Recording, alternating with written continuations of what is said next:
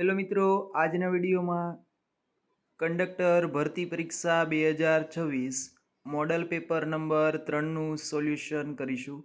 અગાઉ પણ સંપૂર્ણ અભ્યાસક્રમ આધારિત 2 પેપર અપલોડ કરી દેવામાં આવ્યા છે.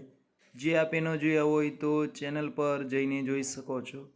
પ્રશ્ન નંબર 1 છે, રસ્તા પર સ્કૂલ અહેડ ચિહ્નનો અર્થ શું થાય છે?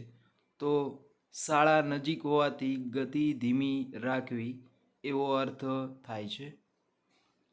ત્યારબાદ બસ ચલાવતી વખતે આગળના વાહનથી સુરક્ષિત અંતર રાખવાનો મુખ્ય ઉપદેશ શું છે? તો અકસ્માત ટાળવાનો. ફોગ એટલે કે ધુમ્મસ દરમિયાન કઈ લાઇટનો ઉપયોગ કરવો જોઈએ? ફોગ લેમ્પ અથવા લો બીમવાળી લાઇટનો. રોડ પર યુટર્ન ક્યાં લેવો જોઈએ? માત્ર મંજૂર થયેલી જગ્યાએ. હેલ્મેટ પહેરવું કોના માટે ફરજિયાત છે? તો બાઇક ચાલક અને પાછળ બેસનાર માટે નિયમ મુજબ. રાત્રે વાહન ચલાવતી વખતે સામેના વાહનને ડીમ લાઇટ કેમ આપવી જોઈએ? જેથી કરીને સામેના ડ્રાઈવરને સ્પષ્ટ દેખાય તે માટે. એલિમિનેશન મેથડનો ઉપયોગ કરીને પણ તમે સરળતાથી જવાબ મેળવી શકો છો. રોડ સેફટીના પ્રશ્નો દરેક પરીક્ષામાં ખૂબ જ સરળ હોય છે. અહીંયા જો પોઈન્ટ નંબર 6 અથવા પ્રશ્ન નંબર 6ને આપણે એલિમિનેશન મેથડથી સોલ્વ કરીએ તો શું કહે છે?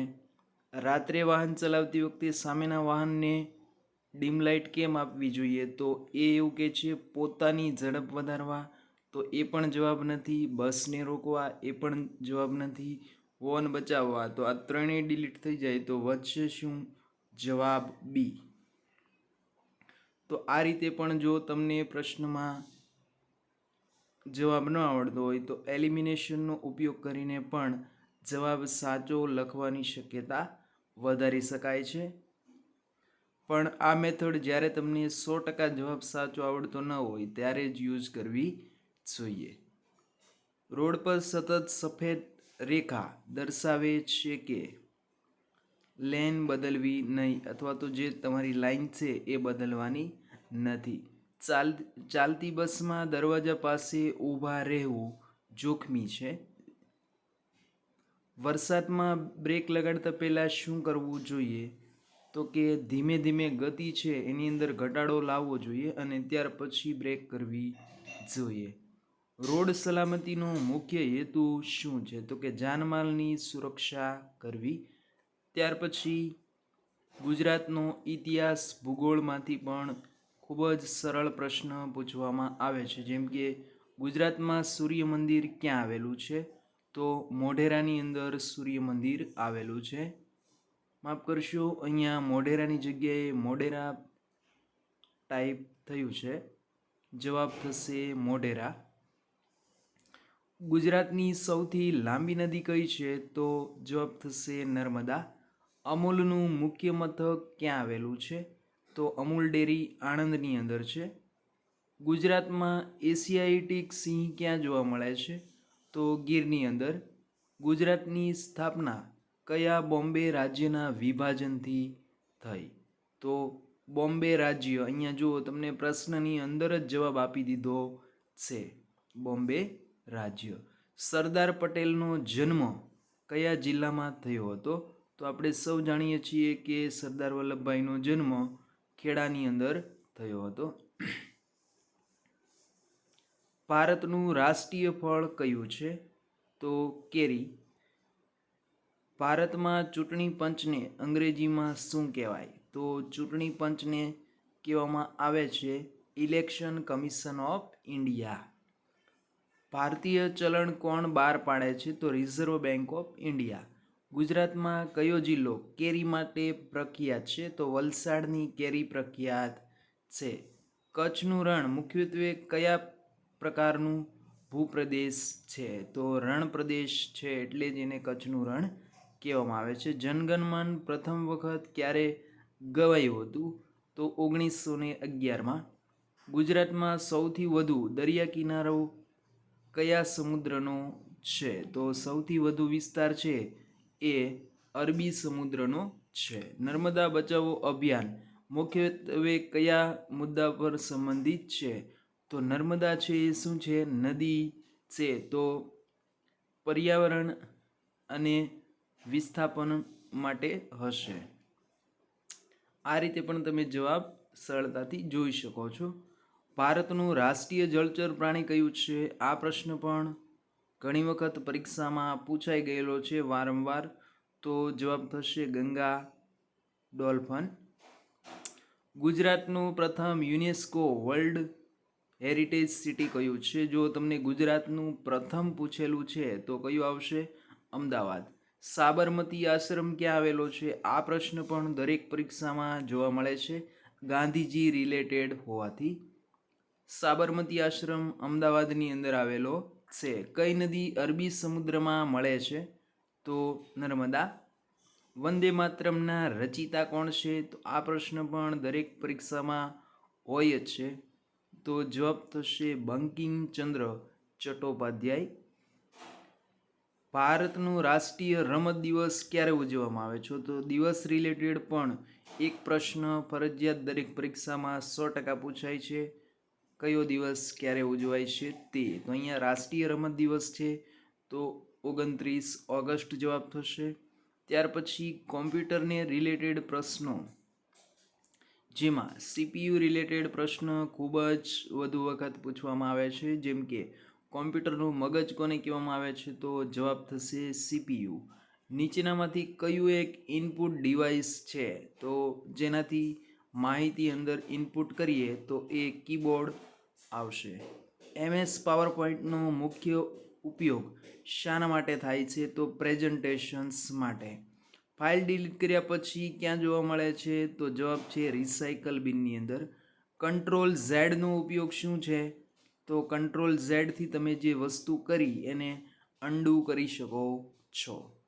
કોમ્પ્યુટરમાં 1 KB એટલે કેટલા બાઇટ થાય? તો 1 KBનો અર્થ 1024 બાઇટ થાય છે.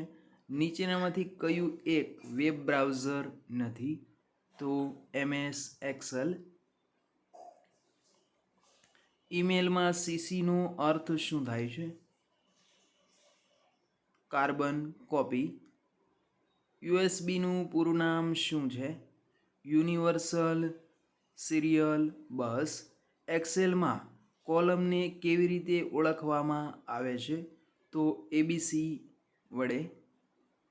વિન્ડોઝમાં નવી ફાઇલ ફોલ્ડર બનાવવા માટે કઈ શોર્ટકટ કી વપરાય છે? તો Ctrl+Shift+N. નીચેનામાંથી કયું સ્ટોરેજ ડિવાઇસ છે? તો પેનડ્રાઈવ, જેની અંદર તમે પિક્ચર કે ફાઇલ કે કોઈ પણ વસ્તુ સ્ટોરેજ કરી શકો છો. ઇન્ટરનેટ પરથી ફાઇલ પોતાના કોમ્પ્યુટરમાં લાવવાની પ્રક્રિયાને શું કહેવાય? તો એને ડાઉનલોડ કરી કહેવાય. વાઈફાઈનો ઉપયોગ શા માટે કરવામાં આવે છે? તો વાયરલેસ ઇન્ટરનેટ માટે. URLનો અર્થ શું છે? તો યુનિફોર્મ રિસોર્સ લોકેટર. નીચેનામાં તો કયું એક એન્ટી વાયરસ છે? તો ક્વિક હેલ. MS વર્ડમાં પ્રિન્ટ માટે શોર્ટકટ કી કઈ છે? તો જુઓ, શોર્ટકટ કી પૂછી હોય તો પહેલો અક્ષર મોટે ભાગે જવાબ થતો હોય છે. તો પ્રિન્ટ માટે Ctrl+P છે. કોમ્પ્યુટરમાં માહિતીનું સૌથી નાનું એકમ કયું છે? બીટ. ગૂગલ ડ્રાઈવમાં ફાઇલ ક્યાં સંગ્રહિત થાય છે? તો જવાબ થશે કોલ્ડમાં. OTP સામાન્ય રીતે કેટલા સમય માટે માન્ય હોય છે? તો મર્યાદિત સમય હોય, જેમ કે 5 મિનિટ. ધીરજ શબ્દનો સમાનાર્થી શબ્દ કયો છે? તો ધીરજનો સમાનાર્થી છે સહનશીલતા. આકાશ પાતાળ એક કરવું રૂઢિપ્રયોગનો અર્થ શું થાય? તો ખૂબ જ મહેનત કરવી. દૂધનું દૂધ અને પાણીનું પાણી કહેવતનો અર્થ શું છે? તો સાચો ન્યાય કરવો. નિસ્વાર્થ શબ્દનો વિરોધાર્થી શબ્દ કયો છે? સ્વાર્થી. હું દરરોજ અખબાર વાંચું છું આ કયા કાળનું વાક્ય છે? તો દરરોજ અખબાર વાંચે છે એટલે વર્તમાન કાળ કહેવાય. બાળક શબ્દનું બહુવચન શું થાય? તો બાળકો. ઝડપી શબ્દ કયા પ્રકારનું વિશેષણ છે? તો ઝડપનો ગુણ દર્શાવે છે એટલે જવાબ થશે એ. નીચેનામાંથી શુદ્ધ જોડણી કઈ છે? તો પ્રજાસત્તાક એ જવાબ થશે. કવિ શબ્દનું સ્ત્રીલિંગ શું થાય? તો કવિયત્રી. અમે રમવા જઈએ છીએ વાક્યમાં કર્તા કોણ છે? તો અમે. કંડક્ટરે ભાડું લીધા પછી શું કરવું જોઈએ? તો તરત જ યોગ્ય ટિકિટ આપવી જોઈએ. આ કંડક્ટરની ફરજ રિલેટેડ પ્રશ્ન છે જે પણ ખૂબ સરળ પૂછવામાં આવે છે. અઘરા પ્રશ્નો મોટે ભાગે કરંટમાંથી પૂછવામાં આવે છે જેની સંખ્યા 5 કે 6 પ્રશ્નની હોય છે.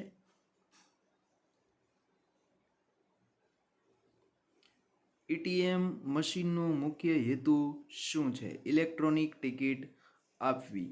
વધારાનું લગેજ હોય તો શું કરવું જોઈએ? તો નિયમ મુજબ કંડક્ટરે ટિકિટ આપવી જોઈએ. કંડક્ટરની રોકડ રકમ કોની મિલકત છે? આ પ્રશ્ન પણ ઘણી વખત પૂછાઈ ગયેલો છે. તો એ નિગમની મિલકત છે. અને નિગમની માલિકી કોની છે એવું પૂછવામાં આવે તો જવાબ થશે ગુજરાત સરકાર. બસમાં મુસાફર સાથે કંડક્ટરે કેવો વ્યવહાર કરવો જોઈએ? તો સૌજન્યપૂર્વક. બસ સ્ટોપ પર બસ ઊભી હોય ત્યારે કંડક્ટરે શું ધ્યાન રાખવું જોઈએ? મુસાફરો સુરક્ષિત રીતે ઉતરે અને સુરક્ષિત રીતે ચડે એ જોવાનું કામ કંડક્ટરનું છે. કંડક્ટરે ફરજ દરમિયાન કયું ઓળખપત્ર સાથે રાખવું જોઈએ? તો નિગમનું અધિકૃત હોય એવું ઓળખપત્ર સાથે રાખવું જોઈએ. કંડક્ટર દ્વારા ખોટી ટિકિટ આપવી એ શિસ્તનો ભંગ ગણવામાં આવે છે. મુસાફર ફરિયાદ કરે તો કંડક્ટરે શું કરવું જોઈએ? શાંતિથી સાંભળવી જોઈએ અને ત્યારબાદ નિયમ મુજબ કાર્યવાહી કરવી જોઈએ. કંડક્ટરની સૌથી મહત્વપૂર્ણ જવાબદારી કઈ છે? તો કે પ્રમાણિત રીતે ભાડું વસૂલવું અને ટિકિટ આપવી. બસમાં ફર્સ્ટ એડ બોક્સ હોવો જોઈએ તે નિયમ મુજબ જરૂરી છે. અકસ્માતમાં ઘાયલને મદદ કરનાર વ્યક્તિને કયા સિદ્ધાંતથી પ્રોત્સાહન આપવામાં આવે છે? તો ગુડ સમરિટન. શેમાં? રિટર્ન. બેભાન વ્યક્તિને જબરજસ્તી પાણી પીવડાવવું જોઈએ? તો ના. મોટર વ્હીકલ એક્ટમાંથી પણ પ્રશ્નો આ રીતે પૂછાય છે. તો સૌથી પહેલાં તો એનો હેતુ શું છે? તો માર્ગ સલામતી અને વાહન વ્યવહારનું નિયમન. કંડક્ટરે ફરજ દરમિયાન શું કરવું જોઈએ? તો મુસાફરીના જે નિયમો છે એ પાળવા જોઈએ. વાહન ચલાવતી વખતે સીટ બેલ્ટનો ઉપયોગ શા માટે કરવામાં આવે છે? તો અકસ્માત ટાળવા માટે અથવા સુરક્ષા માટે. બસમાં આગ લાગવાની સ્થિતિમાં કંડક્ટરની પ્રથમ જવાબદારી શું છે? તો મુસાફરોને સલામત રીતે સુરક્ષિત બહાર કાઢવા. અકસ્માત પછી ઘાયલ વ્યક્તિને આવશ્યક રીતે ખસેડવા જોઈએ? તો નહીં. જો તાત્કાલિક જોખમ ન હોય તો ખસેડવાની જરૂર નથી. કંડક્ટરે બસમાં શંકાસ્પદ અથવા બિનવારસી વસ્તુ દેખાય તો શું કરવું જોઈએ? તરત ડ્રાઈવર અને સંબંધિત અધિકારીને જાણ કરવી જોઈએ. મોટર વ્હીકલ એક્ટ મુજબ માર્ગ સલામતીના નિયમનું પાલન કરવું કાયદેસર ફરજ છે. ગણિત અને રિઝનિંગમાંથી આ પ્રકારના પ્રશ્નો પૂછવામાં આવે છે. 45 × 12. તો 45 × 10 કરીએ તો જવાબ થશે 450.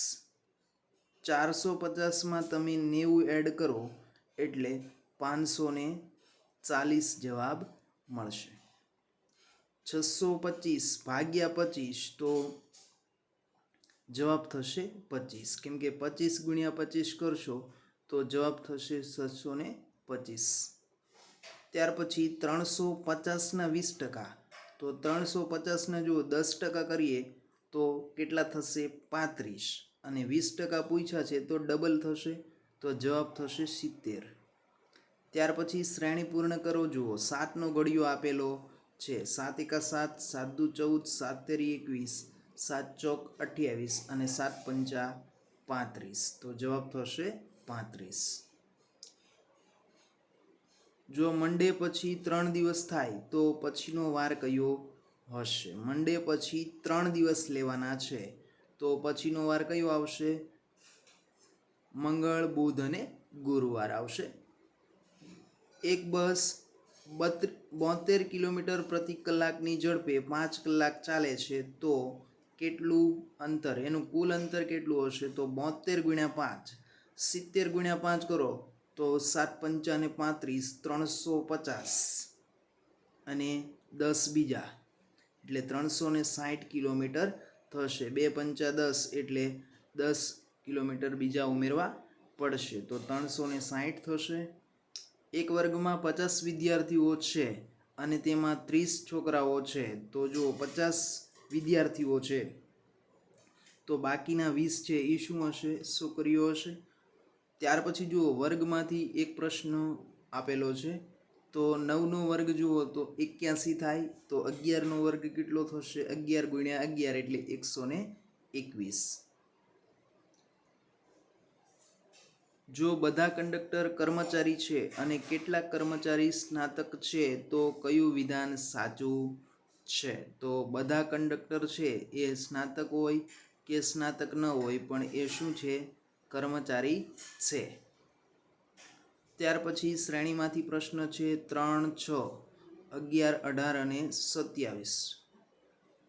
તો જુઓ 3 વત્તા 3 એટલે 6 થશે, 6 ને 5 તો 3 પછી 5 એડ કરો, પછી જુઓ 7 એડ કરો, પછી કેટલા એડ કરશો?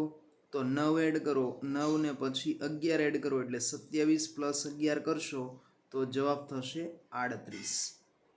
પછી આર્ટિકલમાંથી પ્રશ્ન છે ઇટ ઇઝ ખાલી જગ્યા યુનિવર્સિટી. તો ઇટ ઇઝ એ આવશે કેમ કે ઇટ ઇઝ આપેલું છે એટલે. સી ખાલી જગ્યા હર હોમવર્ક એવરી ડે. તો જવાબ થશે ડઝ. ત્યાર પછી એટોનમ્સ ગોતવાનું છે. એક્સિડન્ટ, તો એક્સિડન્ટનું શું થશે? મોડર્ન્સ. પછી સ્પેલિંગ જુઓ ગવર્મેન્ટનો સ્પેલિંગ પૂછેલો છે તો જવાબ થશે એ. વી ખાલી જગ્યા ટુ રાજકોટ લાસ્ટ સન્ડે. તો જવાબ થશે વેન્ટ. તે હેવ લાઈવ હર ખાલી જગ્યા 2020. તો ઈસવીસન આપ્યું હોય તો સિન્સ લગાડવામાં આવે છે. ત્યાર પછી સિનોમ્સ આપેલો છે. બિંગનો અર્થ શું થાય? સ્ટાર્ટ, શરૂઆત. પછી ખાલી જગ્યા પૂરવાની છે. પેસેન્જર આર વેઇટિંગ ખાલી જગ્યા ધ બસ. તો જવાબ થશે ફોર. ત્યાર પછી જુઓ પેસિવ વોઇસમાં કન્વર્ટ કરવાનું છે. The driver drives the bus carefully. તો જવાબ થશે the bus is driver carefully by the driver. ત્યાર પછી લાસ્ટ પ્રશ્ન સાચો જવાબ શોધવાનો છે. દે આર રેડી ખાલી જગ્યા. તો જવાબ થશે આરન્ટ ધે.